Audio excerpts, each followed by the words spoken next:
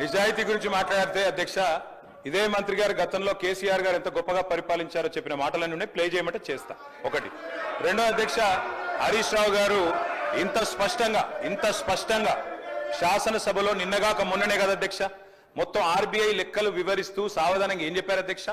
సంవత్సరానికి మా ప్రభుత్వం కేసీఆర్ గారి ప్రభుత్వం చేసిన అప్పు 40,000 కోట్లయితే మీ ప్రభుత్వం సంవత్సరంలోనే చేసిన అప్పు 1,27,000 కోట్లు. ఇది ఆర్బీఐ లెక్క. రేవంత్ రెడ్డి లెక్కనో జూపల్లి కృష్ణారావు లెక్కనో చెల్లది, ఆర్బీఐ లెక్కనే చెల్తది అధ్యక్ష. వాళ్ళు ఒకటే అబద్ధాన్ని 100 సార్లు చెప్పి నిజం చేద్దాం అనుకుంటే ప్రజలు నమ్మరు అధ్యక్ష. ఇంకొక మాట చెప్తా ఉన్నా అధ్యక్ష, మంత్రి గారు చెప్తున్నారు, ఏదేదో చెప్తా ఉన్నారు, రాజీనామా చేస్తా, ఇది చేస్తా, అది చేస్తా.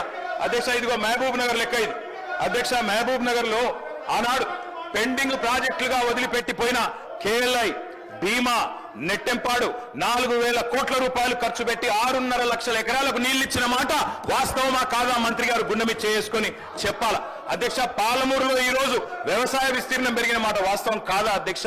ఇంకా వారు ఏదేదో మాట్లాడుతున్నారు. 8 లక్షల కోట్ల పని ఒక ఆయన, 7 అని ఒక ఆయన, 10 అని ఒక ఆయన. నోటికి ఎంత వస్తే అంతేనా మంత్రులు? మంత్రులు అంటే చదువుకొని రావాలి, ఎటువడితో వచ్చి మాట్లాడతాం ఇష్టం ఉన్నట్టు ఎట్లా సార్ అధ్యక్ష? ఏం సార్ ఇది? వాట్ ఇస్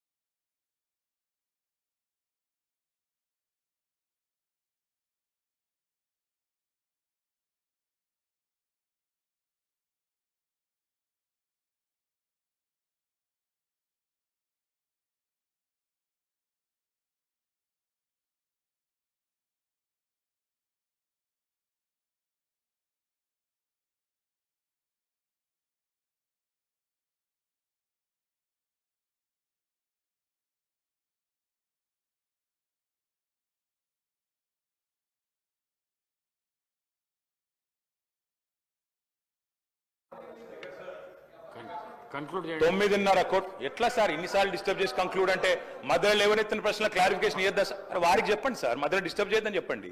మంత్రులు ఒకరి తర్వాత ఒకరు లేస్తే ఏం చేస్తాం అధ్యక్ష? వారికి నేను స్పష్టంగా చెప్తున్నా, వారు అడిగిన ప్రశ్నకే సమాధానం చెప్తున్నా సార్. ఆర్డర్లో పెట్టండి సార్, ఇది ఏం పద్ధతి సార్ ఇది అధ్యక్ష? వారు అన్నారు అధ్యక్ష, రైతులకు మీరు ఉచితంగా ఇచ్చిన్నారు. ఎస్, 9.5 ఏళ్లు రైతులకు ఉచితంగానే నీళ్లు ఇచ్చినాం. భూమి శిస్తు రద్దు చేసినాం, నీటి తీరువా రద్దు చేసినాం. ఎస్, రైతులకు ఉచితంగా నీళ్లు ఇచ్చేందుకు కోట్ల రూపాయలతో ప్రాజెక్టు కట్టినాం, 1000 కోట్లతో. భవిష్యత్తులో మా ప్రభుత్వం మళ్ళీ వచ్చిన తర్వాత కూడా అదే పాలసీ కంటిన్యూ చేస్తాం. తాగునీరు ఉచితంగానే ఇచ్చినాం, బరాబర్ రేపు మళ్ళీ వచ్చిన తర్వాత కూడా అట్లే ఇస్తాం, అందులో అనుమానం అక్కర్లేదు.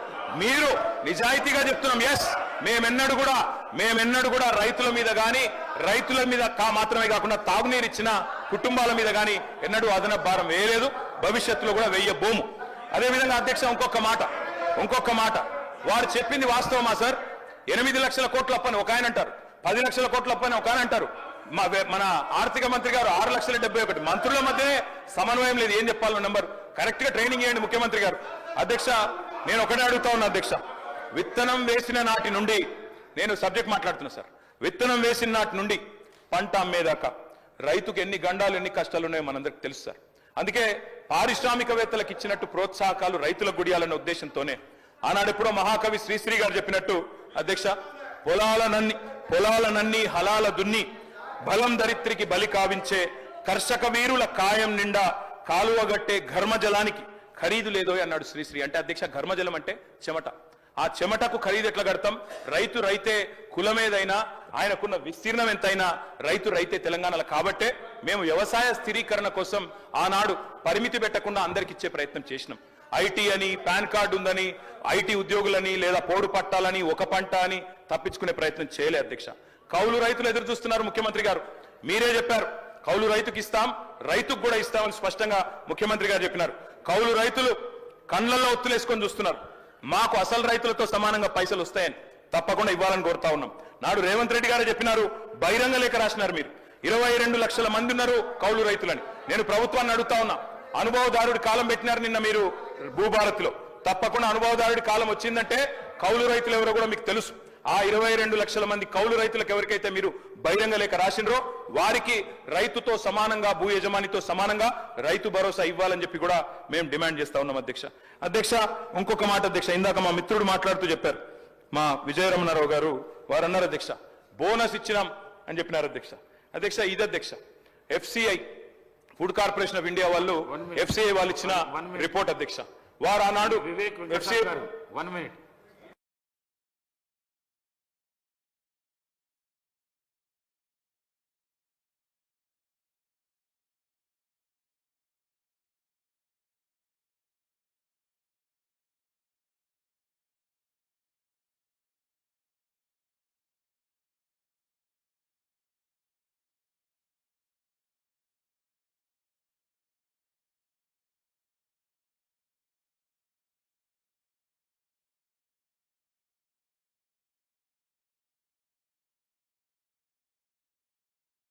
ఒక మాట చెప్పాలి అధ్యక్ష, ఖచ్చితంగా చెప్పాలి అధ్యక్ష. ఇంతమంది సభ్యులు అడుగుతా ఉన్నారు, ముఖ్యమంత్రి గారు స్వయంగా రాసినారు కౌలు రైతులకు ఇస్తామని చెప్పారు.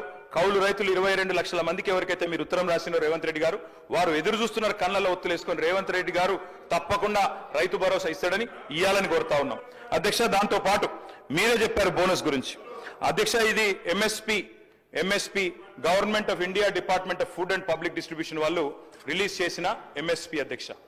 ఆనాడు 23-24 సంవత్సరానికి గాను ఇది వారిచ్చిన MSP పట్టిక. ఈ పట్టికలో ఏముంది అధ్యక్ష, దొడ్డు వడ్లకు 2183 రూపాయలు దొడ్డు వడ్లకు MSP, సన్న వడ్లకు 2203 రూపాయలు, అంటే ఒక 20 రూపాయలు ఎక్కువ. మొత్తంగా చూస్తే దొడ్డు వడ్లకు 2183 రూపాయలు. మరి కాంగ్రెస్ పార్టీ మేనిఫెస్టో అధ్యక్ష, ఇది కాంగ్రెస్ పార్టీ మేనిఫెస్టోలో ఏం చెప్పారు అధ్యక్ష, ఆనాడు స్పష్టంగా చెప్పారు మేనిఫెస్టోలో వారు బోనస్ గురించి మాట్లాడకపోతే నేను చెప్పబోతున్నా. బోనస్ ఏం చెప్పారు అధ్యక్ష, ఆనాడు 2183 రూపాయలు వరిదా. అగ్రికల్చర్ మినిస్టర్ గారు మళ్ళీ మీతో రిక్వెస్ట్ చేసిండు ఒకటే, రైతు భరోసా ఇవాళ చర్చ. రైతు భరోసాల మీరేమన్నా అడ్వైజ్ ఇచ్చేటట్లు ఉంటే ఇవ్వండి. విజయరమణారావు గారు